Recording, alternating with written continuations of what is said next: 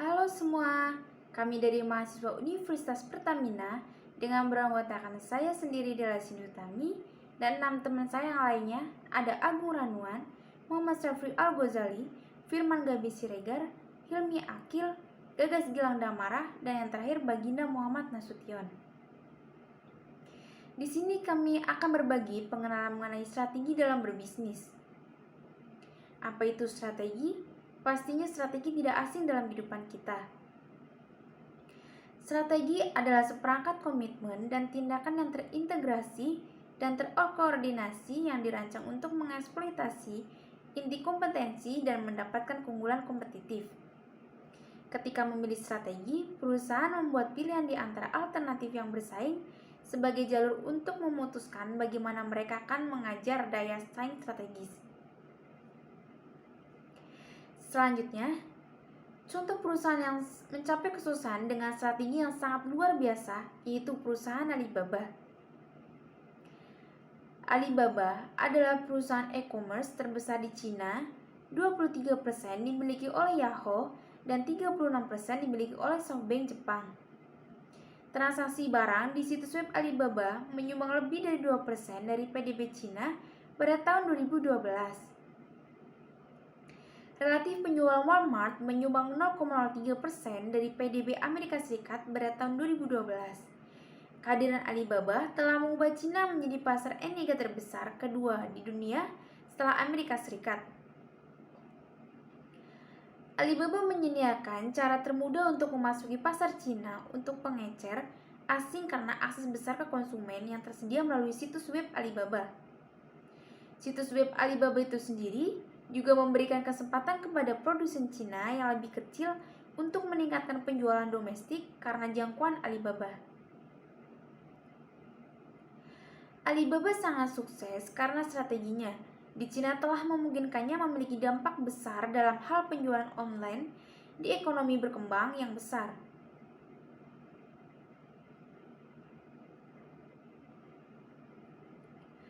Semua kesuksesan perusahaan pastinya melalui strategi yang sangat baik dan sangat teliti untuk mengambil sebuah keputusan. Jadi, semua perusahaan pasti memiliki pola pikir untuk mencapai kesuksesan dan mendapat kualitas yang baik dan mensukseskan untuk perusahaan itu sendiri. Setiap perusahaan juga memiliki persaingan yang sangat ketat dengan perusahaan lainnya, sehingga strategi yang sangat dibutuhkan dan dimaksimalkan untuk membuahkan hasil yang baik. Di sini kami membahas mengenai pendorong lingkungan hiperkompetitif dan sifat lanskap dalam strategi bisnis. Beberapa yang kami bahas diantaranya lanskap kompetitif, model I/O pengembalian di atas rata-rata, visi dan misi, pemangku kepentingan, pemimpin strategis, proses manajemen strategis. Sebuah perusahaan memiliki keunggulan kompetitif ketika menerapkan strategi yang menciptakan nilai superior bagi pelanggan dan pesaingnya, tidak dapat menduplikasi atau menemukan terlalu mahal untuk ditiru. Sebuah organisasi dapat yakin bahwa strategi telah menghasilkan satu atau lebih keunggulan kompetitif yang berguna hanya setelah upaya pesaing untuk menduplikasi strateginya telah berhenti atau gagal. Selain itu, perusahaan harus memahami bahwa tidak ada keunggulan kompetitif yang permanen. Kecepatan yang digunakan pesaing untuk memperoleh keterampilan diperlukan untuk menduplikasi manfaat dari strategi. Penciptaan nilai perusahaan menentukan berapa lama keunggulan kompetitif dan bertahan. Dan selanjutnya, pengembalian di atas rata-rata adalah pengembalian yang melebihi apa yang diharapkan investor untuk diperoleh dari investasi lain dengan jumlah risiko yang sama. Begitu juga risiko yang diketahui adalah ketidakpastian investor tentang keuntungan atau kerugian ekonomi yang akan dihasilkan dari investasi tertentu. Perusahaan yang paling sukses belajar bagaimana mengelola risiko secara efektif. Mengelola risiko secara efektif mengurangi ketidakpastian investor tentang hasil investasi mereka. Pengembalian sering diukur dalam bentuk angka akuntansi seperti laba atas aset, laba atas ekuitas, atau laba atas penjualan. Selanjutnya akan dibahas oleh teman kita selanjutnya. Selanjutnya, landscape kompetitif. Landscape kompetitif mengacu pada sifat persaingan. Deskripsi tersebut mencakup beberapa topik seperti jumlah perusahaan, ukuran perusahaan, kekuatan dan kelemahannya, hambatan masuk dan keluar, serta ancaman substitusi. Saat ini, landscape kompetitif berubah dengan cepat, seiring dengan evolusi teknologi yang berkelanjutan dan meningkatkan globalisasi. Setiap perusahaan berusaha mengubah strateginya sehingga membawa konsekuensi landscape persaingan baru. Yang kedua ada faktor pendorong perubahan landscape. Yang pertama, perubahan teknologi yang cepat. Yang dimaksud adalah telah mulai mengganggu berbagai industri. Misalnya, kemajuan dalam jaringan komputer, interaktif, dan telekomunikasi telah mengaburkan batas-batas industri hiburan saat ini.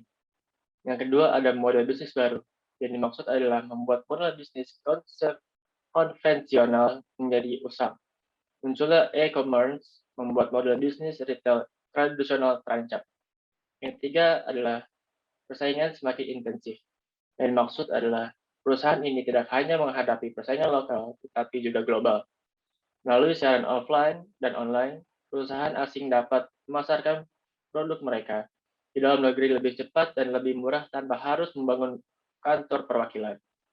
Yang keempat ada transparansi, harga yang lebih besar. Yang dimaksud adalah transparansi meningkat karena lebih mudah bagi konsumen untuk membandingkan harga melalui saluran online. Yang kelima ada tumbuhnya kesadaran lingkungan. Yang dimaksud adalah kondisi cuaca dan iklim telah berubah dalam beberapa tahun terakhir. Meningkat kampanye untuk perawatan ekologis yang lebih luar biasa. Yang keenam adalah perlindungan konsumen. Yang dimaksud adalah teknologi meningkatkan peluang untuk menyalahgunakan data pribadi. Dan yang terakhir, tegangan geopolitik. Yang dimaksud adalah karena semakin banyak negara mengedepankan kepentingan nasional mereka. Perang dagang antara China dan Amerika adalah contoh terbaru. Contoh dari landscape kompetitif ini juga, seperti streaming Amazon, Hulu, dan Netflix, terus mencurahkan sumber daya untuk mengembangkan penawaran yang lebih akurat. Sony, CBS, dan HBO, dan lainnya memulai penawaran berlangganan khusus internet. Alibaba bermaksud memasuki bisnis hiburan seperti Netflix dan distributor seperti produser konten lainnya, masuki pasar internasional. Selanjutnya ada ekonomi global. Ekonomi global adalah ekonomi di mana barang, jasa, orang, keterampilan, dan ide bergerak bebas, melintasi batas geografis. Pengertian lain dari ekonomi global adalah ekonomi di mana kekayaan dan sumber daya bergerak melintasi batas negara. Gerakan ini juga mencakup barang, jasa, dan orang, keterampilan, dan ide. Relatif tidak terkekang oleh kendala buatan, seperti tarif ekonomi global secara signifikan memperluas dan memperumit lingkungan kompetitif perusahaan.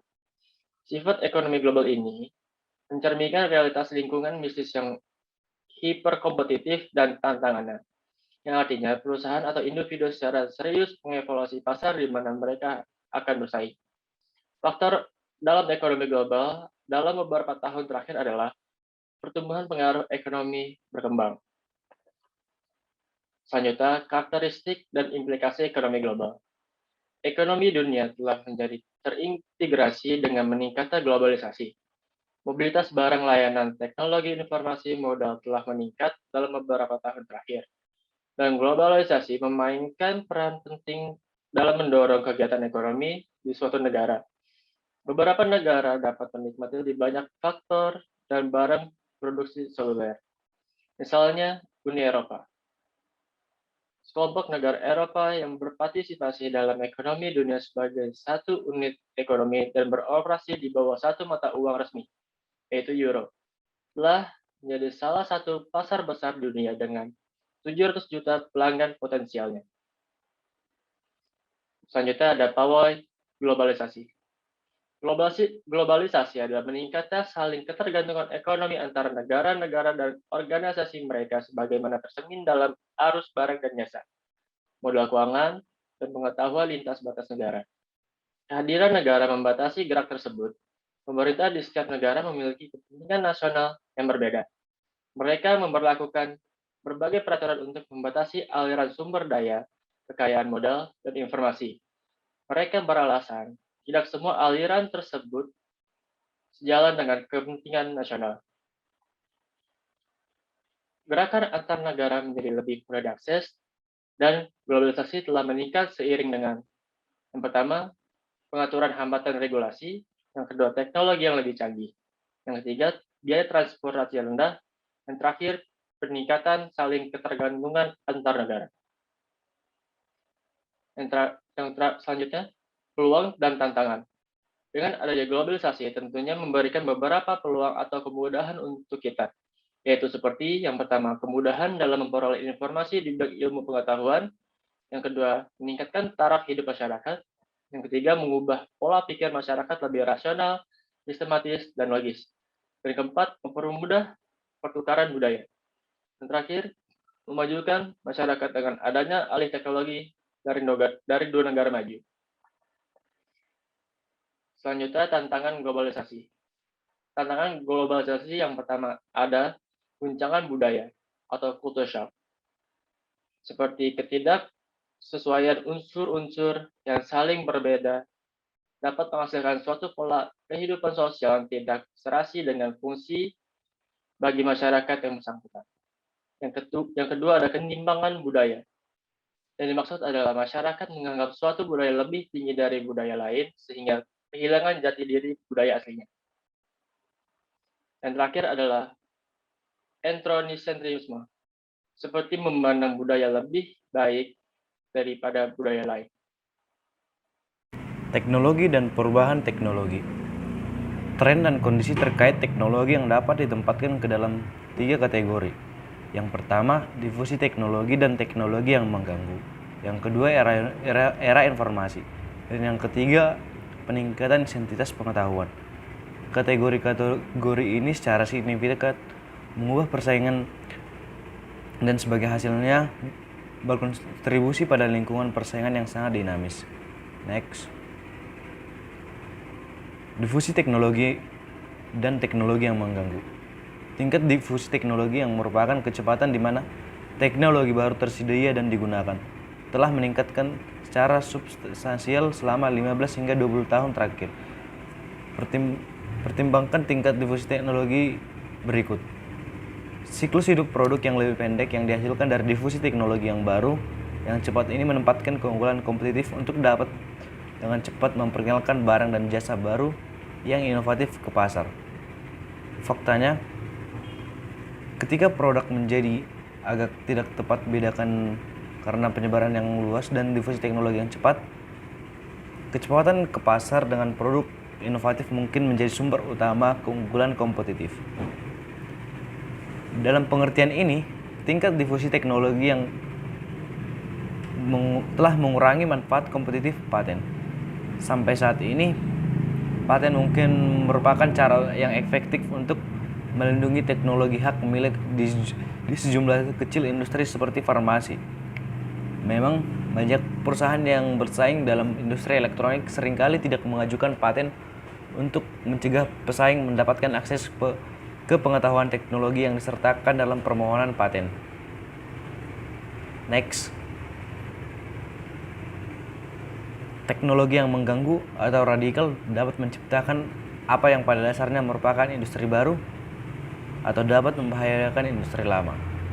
Namun, beberapa pemain lama dan kemampuan superior untuk mereka untuk mendapatkan akses ke teknologi baru melalui berbagai sumber. Misalnya aliansi, akuisisi, dan penelitian internal yang berlangsung. Misalnya, iPhone secara dramatis mengubah industri telepon seluler dan iPod serta iTunes pelengkapnya merevolusi cara musik dijual dan digunakan oleh konsumen dalam hubungannya dengan produk pelengkap dan kompetitif lainnya. Misalnya, Amazon Kindle, iPad, Apple berkontribusi dan mempercepat perubahan besar dalam industri penerbitan beralih dari hard copy ke buku elektronik teknologi dan produk yang baru, Apple juga berkontribusi pada zaman informasi baru. Dengan demikian, Apple memberikan contoh kewirausahaan dan melalui kemunculan teknologi di berbagai industri. Next, era informasi. Perubahan dramatis dalam teknologi informasi telah terjadi dalam beberapa tahun terakhir. Komputer pribadi, telepon seluler, kecerdasan buatan, realitas virtual, basis data besar, dan beberapa situs jejaring hanyalah beberapa contoh bagaimana informasi digunakan secara berbeda sebagai akibat dari perkembangan teknologi. Hasil penting dari perubahan ini adalah kemampuan untuk mengakses dan menggunakan informasi secara efektif dan efisien. Teknologi informasi telah menjadi sumber penting keunggulan kompetitif di hampir semua industri. Kemajuan internet dan teknologi informasi telah memberi perusahaan kecil lebih banyak fleksibilitas dalam bersaing dengan perusahaan besar.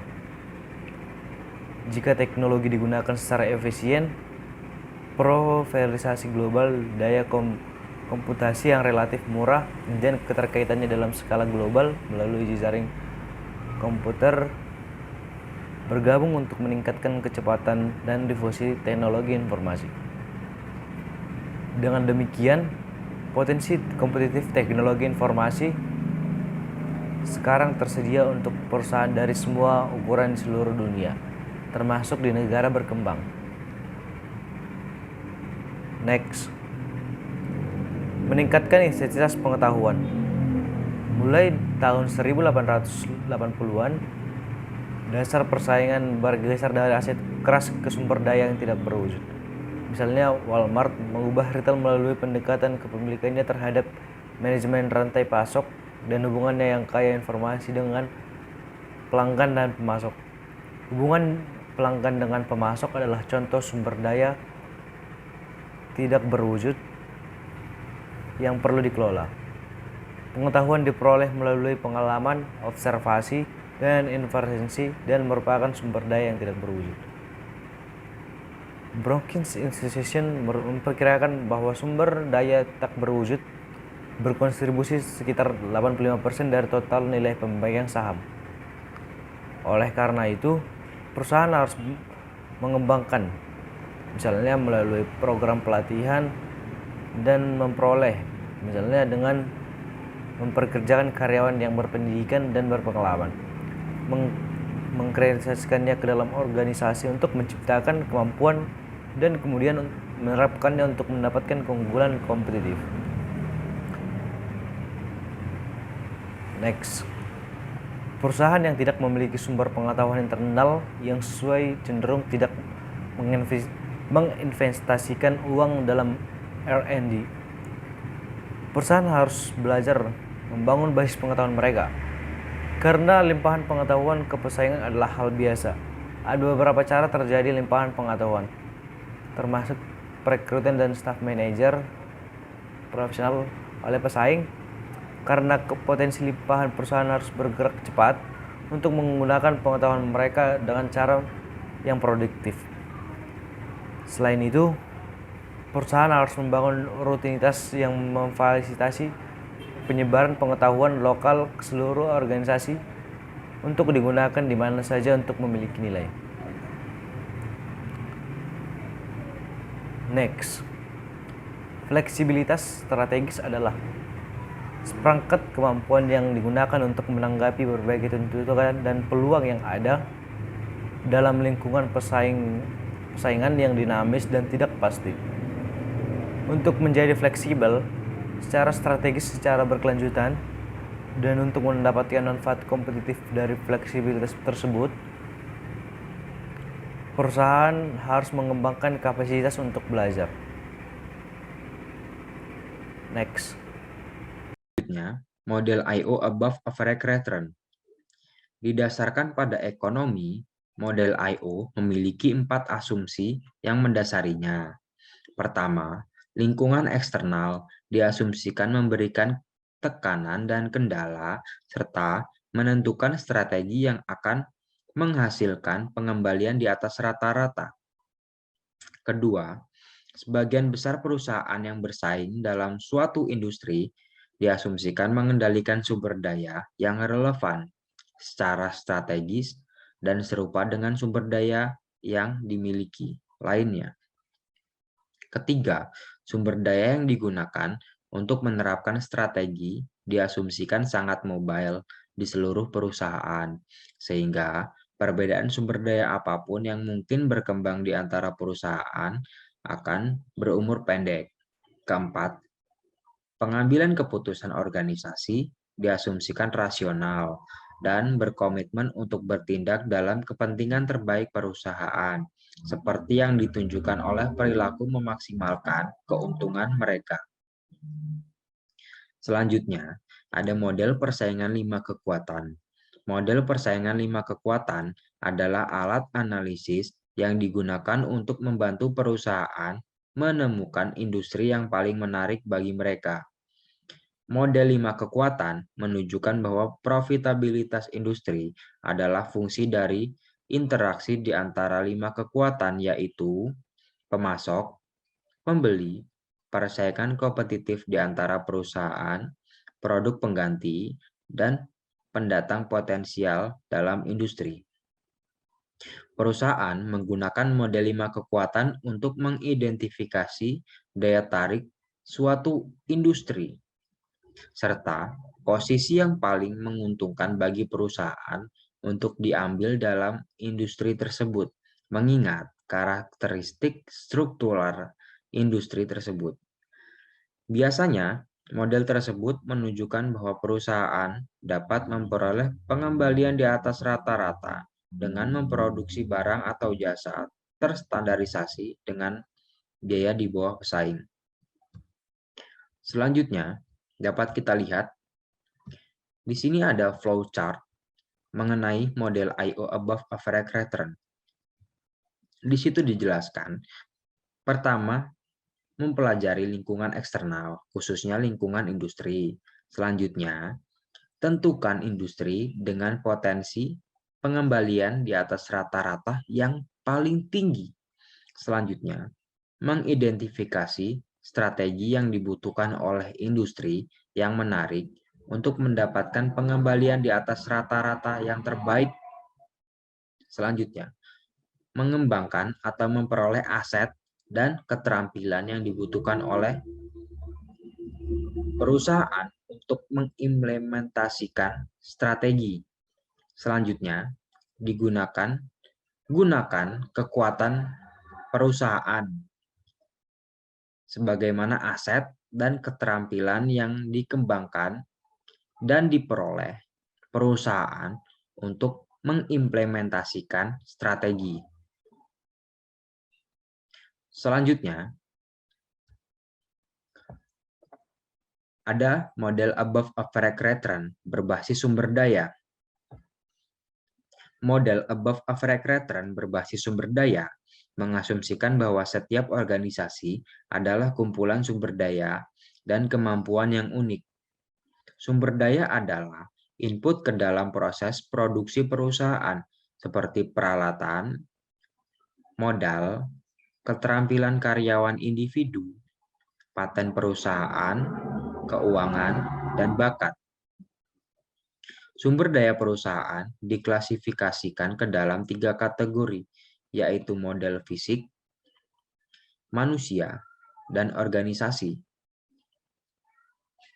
Selanjutnya, sumber daya memiliki kemungkinan yang lebih besar untuk menjadi sumber daya keunggulan kompetitif ketika dibentuk menjadi suatu kemampuan. Selanjutnya, menurut model berbasis sumber daya, perbedaan dalam kinerja perusahaan disebabkan oleh sumber daya dan kemampuan unik mereka dari karakteristik struktural industri. Selanjutnya dapat kita lihat ada flowchart mengenai model above average return berbasis sumber daya. Di situ dijelaskan, pertama, identifikasi sumber daya perusahaan, pelajari kekuatan dan kelemahannya. dibandingkan dengan pesaing. Selanjutnya, tentukan kemampuan perusahaan. Kemampuan apa yang memungkinkan perusahaan melakukan lebih baik daripada pesaingnya. Selanjutnya, menentukan potensi, sumber daya, dan kapabilitas perusahaan dalam hal keunggulan bersaing. Selanjutnya, cari industri yang menarik. Selanjutnya, pilih strategi yang paling memungkinkan perusahaan untuk memanfaatkan sumber daya dan kapabilitasnya relatif terhadap peluang di lingkungan eksternal. Selanjutnya akan dijelaskan oleh teman saya. Selanjutnya adalah visi misi. Pada hakikatnya, visi misi dibentuk untuk membantu pemilihan strategi berdasarkan informasi dari analisis organisasi internal dan lingkungan eksternal perusahaan.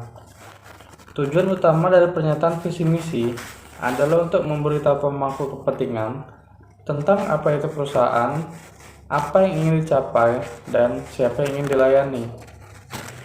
Visi misi memberikan arahan kepada perusahaan dan memberi sinyal informasi deskriptif yang penting kepada para pemangku kepentingan. Sebenarnya, apa itu visi misi?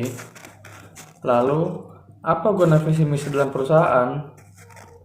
Nah, visi misi adalah sesuatu gambaran yang besar akan sebuah masa depan yang belum tercapai, tetapi Anda yakin bahwa itu akan tercapai. Itu bisa disebut dengan visi. Pernyataan visi ini mengarahkan perusahaan ke arah yang diinginkan dalam beberapa tahun ke depan. Lalu yang selanjutnya adalah misi. Misi adalah langkah-langkah atau step bagaimana cara untuk mencapai visi tersebut. Lalu bagaimana sebuah misi tersebut dapat dicapai? Untuk mencapai sebuah misi, biasanya ada yang disebut dengan goals. Goals adalah rencana terperinci bagaimana agar misi ini dapat terwujud. Nah, di sini saya akan menjelaskan bagi Anda yang sedang membangun sebuah perusahaan ataupun Anda yang sedang membangun organisasi atau bahkan Anda sedang membangun sebuah klub olahraga, maka Anda harus membangun sebuah visi. Karena jika Anda ingin membuat sesuatu yang besar, maka harus mempunyai tujuan atau visi. Saya akan memberi contoh sebuah perusahaan besar, perusahaan BUMN, sebut saja kantor pos. Dulu waktu saya kecil, fungsi kantor pos ini bisa dibilang hanya untuk mengirim surat atau dokumen. Semua orang mengirim surat melalui kantor pos. Tetapi sekarang, kita bahkan tidak pernah lagi melihat Pak Pos mengantar surat lagi. Karena seiring berkembangnya zaman, di era digital ini, profesi Pak Pos seperti dihilangkan. Pada akhirnya, bukan berarti perusahaan pos ini tutup, tetapi malah beralih fungsi. Bukan hanya sebagai tempat mengirim surat, tetapi ada sedikit variasi pelayanan tambahan seperti tempat pembayaran, listrik, mengirim barang, dan sebagainya. Hal itulah yang membuat perusahaan kantor pos ini bisa hidup sampai sekarang. Nah, visi dari kantor pos ini adalah menjadi postal operator, penyedia jasa kurir, logistik, dan keuangan yang kompetitif.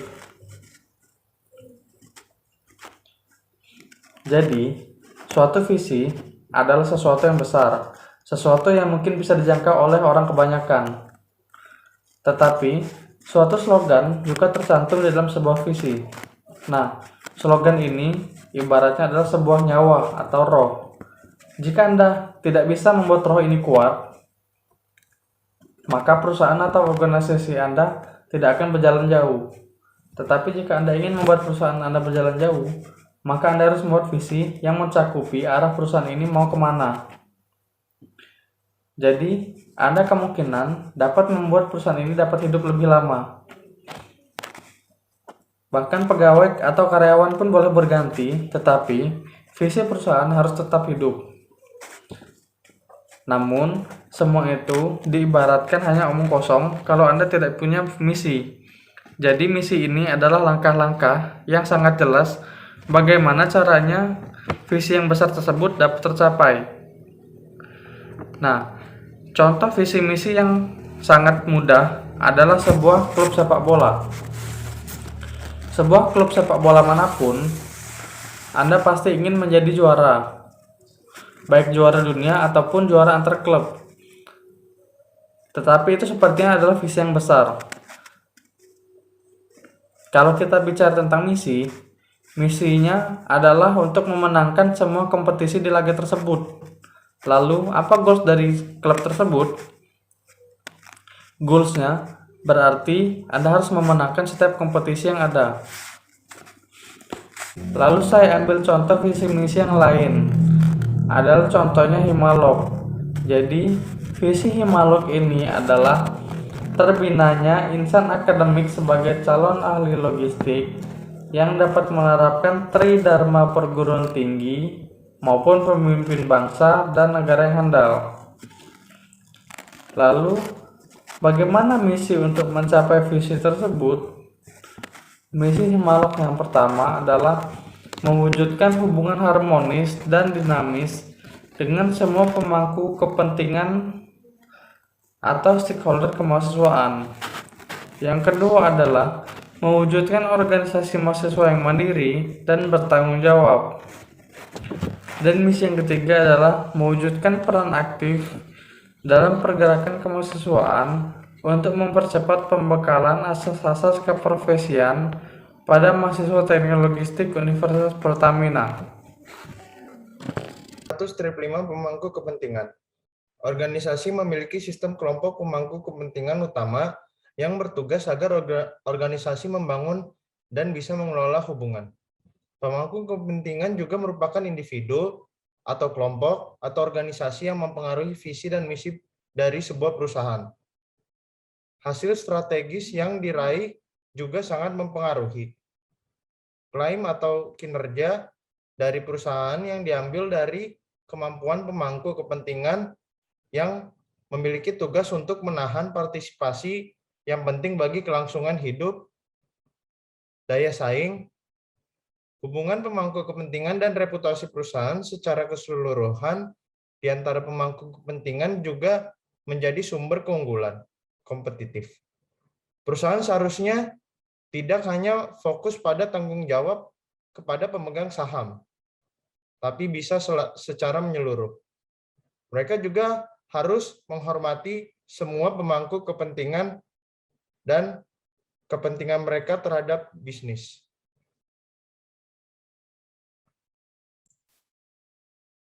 Halaman selanjutnya. Kita bisa belajar dari masa lalu. Sebagai contoh, kita bisa belajar dari kegagalan BlackBerry dalam mengembangkan ekosistem dari pemangku kepentingannya. Pada sekitaran tahun 2007, Apple memperkenalkan brandnya iPhone sebagai produk konsumen yang sekarang lebih dikenal dengan nama smartphone. Yang pada saat itu, BlackBerry masih merajai pasar dengan sektor komersial dan komunikasi yang berhasil menguasai 43% dari pasar. Masing-masing dari brand iPhone dan brand BlackBerry memiliki kelebihannya masing-masing.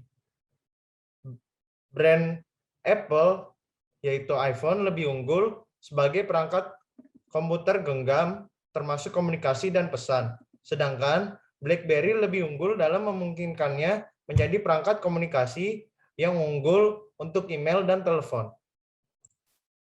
Tetapi karena sebuah kepercayaan yang kuat dari konsumen BlackBerry, sehingga BlackBerry gagal untuk bisa menyadari pentingnya inovasi ekosistem dari brand Apple yang memungkinkannya untuk memperluas dan mendiverifikasi jangkauan aplikasinya untuk smartphone. Apple mempunyai inovasi, yaitu ekosistem aplikasi pengembang. Apple juga menciptakan jaringan pemangku kepentingan dan memfasilitasi cara untuk bisa memudahkan pemasangan aplikasi pada smartphone. Walaupun BlackBerry sudah berusaha untuk mencoba fokus pada sektor bisnis dan pemerintahan dengan menggunakan tampilan klasik dengan keyboard fisik, yaitu tidak dengan semua layarnya, tapi ada yang tombol-tombol, menggunakan tampilan klasik, namun pendapatannya tetap turun pada angka 34% kuartal keempat tahun 2014. BlackBerry juga memiliki situasi aplikasi yang tidak bagus, yaitu bermasalah. Dikarenakan BlackBerry tidak memiliki jumlah pengembang aplikasi ekosistem seperti Apple atau Google. Jadi singkatnya, kegagalan besar BlackBerry adalah tidak bisa memperhatikan perangkat lunak pelengkap yang ada di ekosistem tersebut. Halaman selanjutnya,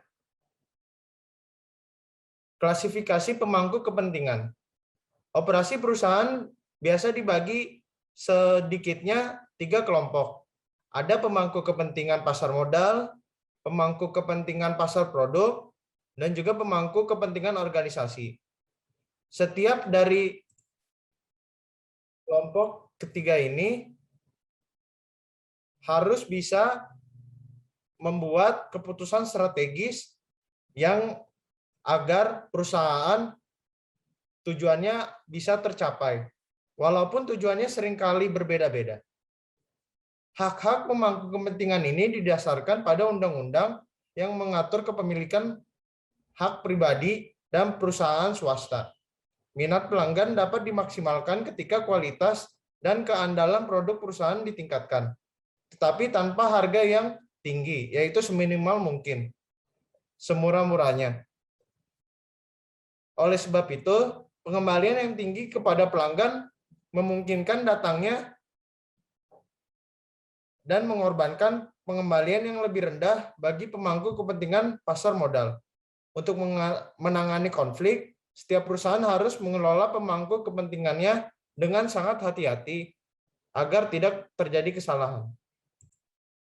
Halaman selanjutnya, pemangku kepentingan pasar modal. Pemegang saham dan pemberi pinjaman mengharapkan perusahaan agar meningkatkan kekayaan yang telah mereka percayakan kepada perusahaan tersebut. Pemberi pinjaman yang merasa tidak puas bisa menerapkan perjanjian yang lebih ketat pada pinjaman modal yang akan datang selanjutnya. Pemegang saham yang tidak puas dapat mencerminkan kekhawatiran mereka melalui beberapa cara. Salah satunya menjual saham mereka. Investor institusional sering menjual saham mereka jika hasil yang didapat dari pengembaliannya tidak sesuai dengan keinginan mereka. Atau mereka mungkin mengambil tindakan untuk meningkatkan kinerja perusahaan seperti menekan manajer puncak dan anggota dewan direksi untuk bisa meningkatkan kinerja dari karyawan. Di sini juga manajer harus bisa untuk menyeimbangkan keinginan mereka dengan keinginan pemegang saham lain, atau bisa memprioritaskan kepentingan pemilik institusional dengan tujuan yang berbeda-beda. Pemegang saham besar seringkali harus meminimalkan penggunaan utang kepada risiko utang biaya, dan kemungkinan bahwa pemegang utang pertama-tama meminta aset perusahaan daripada pemegang saham jika terjadi default pada perusahaan. Bisa juga ada beberapa contoh kasus di suatu perusahaan yang tidak bisa memuaskan pemangku kepentingan utama seperti kredit dan harus mengajukan kebangkrutan perusahaan. Halaman selanjutnya, pemangku kepentingan pasar produk. Pemangku kepentingan pasar produk mempunyai kepentingan yang hampir sama. Akan tetapi, semua kelompok mendapatkan manfaat yang dikarenakan perusahaan masuk dalam pertempuran kompetitif. Kita ambil contoh karakteristik produk dan industri. Persaingan pasar juga bisa mengakibatkan harga produk jadi lebih rendah dan dibebankan kepada pelanggan perusahaan dengan harga yang lebih tinggi dibayarkan kepada pemasoknya. Pelanggan yang adalah pemangku kepentingan bisa menuntut produk dengan harga yang serendah-rendahnya. Pemasok juga mempunyai tugas untuk mencari pelanggan yang memiliki kesetiaan dan juga bersedia membayar dengan harga yang berkelanjutan tinggi untuk produk dan jasa yang mereka sudah terima. Meskipun semua pemangku kepentingan pasar produk adalah penting, tetapi tanpa pelanggan atau tanpa konsumen, pemangku kepentingan pasar produk lainnya tidak akan memiliki nilai. Itu sebabnya perusahaan berusaha memahami dan mempelajari pelanggan yang ada saat ini dan pelanggan yang memiliki potensial di masa depan. Pemerintah juga ingin perusahaan untuk bisa bersedia menjadi pemberi kerja jangka panjang dan penyedia pendapatan pajak tanpa harus ditempatkan tuntutan berlebihan pada layanan dukungan publik. Pemangku kepentingan ini juga bisa mempengaruhi perusahaan melalui undang-undang dan peraturan. Halaman selanjutnya, yang terakhir adalah pemangku kepentingan organisasi. Pemangku kepentingan organisasi ingin perusahaan menyediakan lingkungan kerja yang nyaman dan aman. Biasanya, karyawan lebih suka bekerja di perusahaan yang masih berkembang, karena karyawan berpikir dapat mengembangkan keterampilan mereka, terutama keterampilan yang dibutuhkan untuk bisa menjadi anggota tim yang efektif dan bisa memenuhi atau melebihi standar kerja global. Pendidikan dan keterampilan tenaga kerja perusahaan yaitu senjata kompetitif yang bisa mempengaruhi implementasi strategis dan kinerja dari suatu perusahaan. Pemimpin strategis memiliki tanggung jawab untuk melayani kebutuhan dari pemangku kepentingan organisasi secara setiap hari. Pentingnya modal manusia untuk bisa mencapai kesuksesan. Itu adalah merupakan kepentingannya. Contohnya, direktur luar itu lebih cenderung untuk mengusulkan PHK atau pemecatan dibandingkan dengan pemimpin strategis dalam. Juga orang dalam seperti itu mungkin untuk menggunakan langkah-langkah penghematan biaya pencegahan dan lebih berusaha untuk melindungi karyawan yang sudah ada di dalam perusahaan.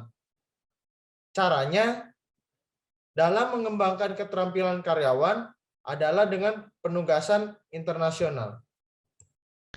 Pemimpin strategis. Pemimpin strategis adalah orang-orang yang berada di area dan tingkat perusahaan yang berbeda menggunakan proses manajemen strategis untuk memilih dan memenuhi misinya. Terlepas dari lokasi mereka di perusahaan, para pemimpin strategis yang sukses tegas, berkomitmen untuk memelihara orang-orang di sekitar mereka dan berkomitmen untuk membantu perusahaan menciptakan nilai bagi semua kelompok pemangku kepentingan. Menurut Krohn, kepemimpinan strategis adalah cara seorang pemimpin di sebuah perusahaan menyusun strategi untuk mewujudkan tujuan tertentu. Ciri-ciri kepemimpinan. Yang pertama yaitu antisipatif. Pemimpin strategis harus senantiasa waspada dalam mengamati kondisi industri untuk bisa mendeteksi ancaman, tantangan, dan peluang yang ambigu di hadapan bisnis mereka.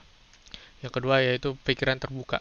Pemimpin strategis mampu untuk melihat suatu masalah dari banyak sudut pandang untuk memahami penyebab dasarnya.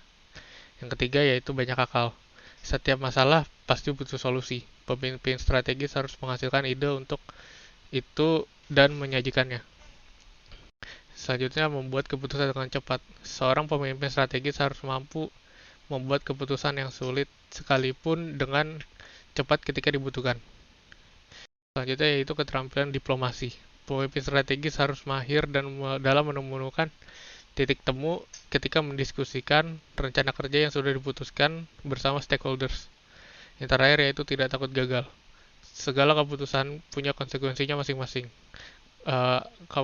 Anda mungkin bisa memprediksinya sejak awal, tapi bisa juga tidak. Itu wajar. Apa yang membuat seorang pemimpin strategis? Pemimpin yang sukses tidak hanya berhasil mengubah visi mereka menjadi serangkaian langkah dan kegiatan nyata. Mereka juga harus dapat membuat semua orang merasa bahwa mereka itu harus pergi ke visi itu.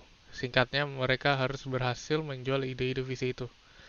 Seperti yaitu visioner dan fasih menerjemahkan menjadi serangkaian tindakan, mampu mengartikulasikan visi menjadi model bisnis, memiliki komitmen tinggi untuk mewujudkan visi dan mengimplementasikannya serangkaian tindakan, pikiran dengan seksama dan terinformasi dengan baik, bersedia mendelegasikan dan memberdayakan, mampu menggunakan kekuatan dengan cara yang cerdas, yang terakhir yaitu memiliki kecerdasan emosi. Chief Executive Officer atau CEO. CEO memiliki tugas utama termasuk di dalamnya membuat keputusan-keputusan besar terkait perusahaan, mengelola seluruh operasional dan sumber daya perusahaan, serta berperan sebagai pemeran utama dalam mengelola komunikasi antar dewan direksi, operasional perusahaan, sekaligus menjadi wajah dari perusahaan. CEO bertanggung jawab untuk memastikan perusahaan mereka menggunakan proses manajemen strategis secara efektif. Pekerjaan pemimpin strategis. Para pemimpin strategis teratas dipilih berdasarkan kemampuan mereka, akumulasi modal manusia dan keterampilan mereka dari waktu ke waktu. Tim manajemen puncak yang efektif, mereka yang memiliki sumber daya manusia, keterampilan manajemen, dan kemampuan kognitif yang baik. Membuat keputusan strategis lebih baik. Selain itu, para pemimpin strategis harus memiliki orientasi strategis yang kuat, sambil secara bersama merangkul perubahan dalam lanskap persaingan dinamis yang telah kita bahas. Untuk menghadapi perubahan ini secara efektif, para pemimpin strategis harus menjadi pemikir yang inovatif dan mempromosikan inovasi dalam organisasi mereka. Mempromosikan inovasi difasilitasi oleh beragam tim manajemen puncak yang mewakili berbagai jenis keahlian dan memanfaatkan hubungan dengan pihak eksternal. Para pemimpin strategis dapat memanfaatkan kemitraan dengan pihak dan organisasi eksternal dengan baik ketika organisasi mereka ambidextrous, baik inovatif, dan baik pelaksanaannya. Selain itu, para pemimpin strategis perlu memiliki pola pikir global, atau kadang-kadang disebut sebagai pendekatan ambikultural terhadap manajemen. Strategi pemimpin IC, terlepas dari lokasi mereka di organisasi, sering bekerja berjam-jam, dan pekerjaan mereka dipenuhi dengan situasi keputusan yang ambigu. Namun, peluang yang diberikan oleh pekerjaan ini menarik dan menawarkan peluang menarik untuk bermimpi dan bertindak. Kata-kata berikut yang diberikan sebagai nasihat kepada mendiang ketua Tim Warner dan co-CEO Steven J. Ross oleh ayahnya menggambarkan peluang dalam pekerjaan seorang pemimpin strategis. Ada 3 kategori orang-orang yang masuk ke kantor: menempatkan kakinya di atas mejanya, bermimpi selama 12 jam, orang yang datang pada jam 5 pagi dan bekerja selama 16 jam, tidak pernah berhenti untuk bermimpi, dan orang yang mengangkat kakinya, bermimpi selama 1 jam, kemudian melakukan sesuatu terhadap mimpi itu. Istilah operasional yang digunakan untuk mimpi menantang dan memberi energi pada perusahaan adalah visi. Pemimpin strategis yang paling efektif memberikan visi sebagai dasar untuk misi perusahaan dan pilihan selanjutnya dan penggunaan waktu atau lebih strategi. Proses manajemen strategi. Proses manajemen strategi adalah pendekatan rasional yang digunakan perusahaan untuk mencapai daya saing strategi dan mendapatkan pengembalian di atas rata-rata. Efektivitas proses manajemen strategi meningkat ketika berdasarkan pada niat dan perilaku etis. Pekerjaan pemimpin strategi menuntut pertukaran keputusan seringkali di antara alternatif yang menarik, penting bagi semua pemimpin strategis, terutama CEO dan anggota tim manajemen puncak lainnya, untuk melakukan analisis penyuluhan terhadap kondisi yang dihadapi perusahaan. Jujur secara brutal dan konsisten dan bekerja sama untuk memilih dan menerapkan strategi yang benar. Menghubungkan 2 jenis tindakan strategi, perumusan dan implementasi, harus diintegrasikan secara bersamaan. Untuk proses manajemen strategi yang sukses, integrasi terjadi ketika pengambilan keputusan menjauh masalah implementasi, ketika memilih strategi dan mempertimbangkan kemungkinan perubahan pada strategi perusahaan, saat menerapkan strategi saat ini. Strategi yang mungkin dipilih perusahaan untuk digunakan: pertama, kami memberi strategi tingkat bisnis. Strategi tingkat bisnis menggambarkan tindakan yang diambil perusahaan untuk mengeksploitasi keunggulan kompetitifnya atas pesaing. Sebuah perusahaan yang bersaing di pasar produk tunggal hanya memiliki satu strategi tingkat bisnis, sementara perusahaan yang terdiversifikasi bersaing di beberapa pasar produk, misalnya General Electric, membentuk bisnis strategi tingkat niche untuk masing-masing bisnisnya. Tindakan dan reaksi yang terjadi di antara perusahaan dalam persaingan pasar: pesaing biasa merespon dan mencoba mengantisipasi tindakan satu sama lain. Dinamika persaingan mempengaruhi strategi yang dipilih untuk perusahaan, serta bagaimana mereka mencoba menerapkan strategi yang dipilih. Kinerja tercermin dalam kemampuan perusahaan untuk mencapai daya saing strategi dan mendapatkan pengembalian di atas rata-rata. Penguasaan proses manajemen strategi ini akan secara efektif melayani Anda membaca kami dan organisasi tepat akan memilih untuk bekerja. Sekian yang bisa kami jelaskan mengenai strategi. Apabila ada kesalahan kata atau kesalahan tindakan, kami mohon maaf dan semoga bermanfaat untuk kalian semua. Terima kasih.